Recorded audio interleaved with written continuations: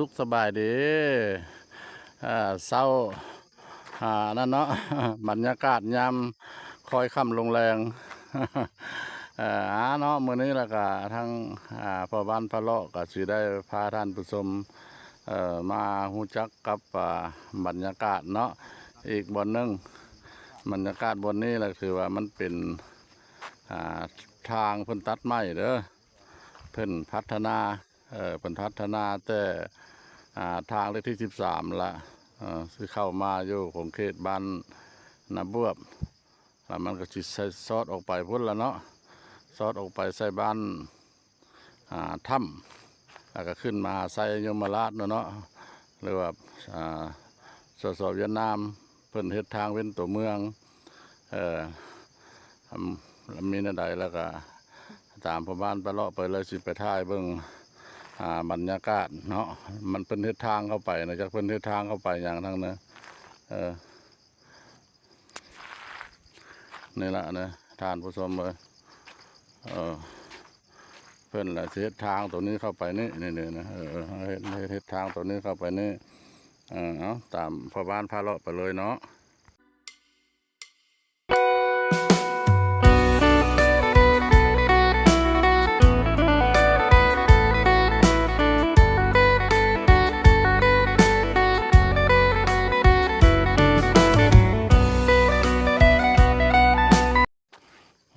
เพิ่นสิมันที่มันเป็นดินบุคคลเนาะเพิ่นเฮ็ดอันนี้เราสิมันบนน้ำบาดาล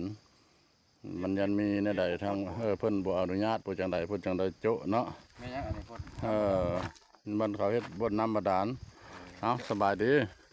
สบายดีมื้อนี้ก็สิบ่ฮู้บ่ที่ไปที่มาเพิ่นสิเฮ็ดหยังอยู่นี่เนาะบ่ทันฮู้เลยจะว่าเก็บภาพถ่ายให้พี่น้องเบิ่งเพราะมันเป็นหินนั้นคะนาหรือว่าคำแพงยักษ์แม่นล่ะตัวนั้นล่ะจะว่าไปเลาะถ่ายเบิ่งให้เพิ่นไปพร้อมกันเนาะไปพร้อมกันอันนี้นะมันเป็นหินเนาะหินสันภูคะนาก็คือว่าคือพอบ้านพะเลาะได้ว่าให้ท่านผู้ชมฟังแล้วเนาะสันภูคะนานี่นะมันเป็นลวงกะทิลวงกี่คือหลังแดงอันนั้นมันสิมีนายทุนบ่หรือว่าเอกชนบ่เนาะหรือสิมาบุกเบิกพื้นที่อย่างก็ยังบ่ฮู้พื้นที่แหล่งท่องเที่ยวบ่หรืออย่างอะไรคือซีเมนต์ทางผู้หลักผู้ใหญ่เพิ่นบ่อนุญาตเนาะเพิ่นก็เฮ็ดไปแล้วเพิ่นก็ได้เพียงซ้ำนี้แล้วเพิ่นก็โจะละน้ำไม้เนี่ยท่านผู้ชมเลยอันนี้มันเป็นน้ำไม้ซอสเด้อเพิ่นก็จูดเงามาแล้วมันก็ฝนตกแล้วมันก็ออกมาผู้คนมาซอกมาหาแล้วก็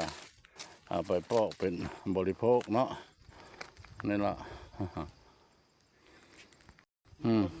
คือในนี้แหละท่านผู้ชมเลยมันเป็นย้อนมนุษย์มนาเอาเนี่ยแหละเนาะคือในนี้แหละท่านผู้ชมเลยมุมสูงความจริงแล้วมันก็สูงกว่าแล้วพอเดสันผ่าพอหากแต่ว่ามนุษย์มนาเอาเนี่ยคือชิแม่นเอกชนเนาะนายทุนเพิ่นน่ะล่ะเพิ่นมีเงินมีคำแล้วเพิ่นก็มาทำร้ายแล้วกันดีกว่าแล้วก็ทำร้ายธรรมชาติบ่เหลือหยังให้ลูกให้หลานเบิ่งห้องหอยเก้าแต่ข้าวบูฮานเนาะ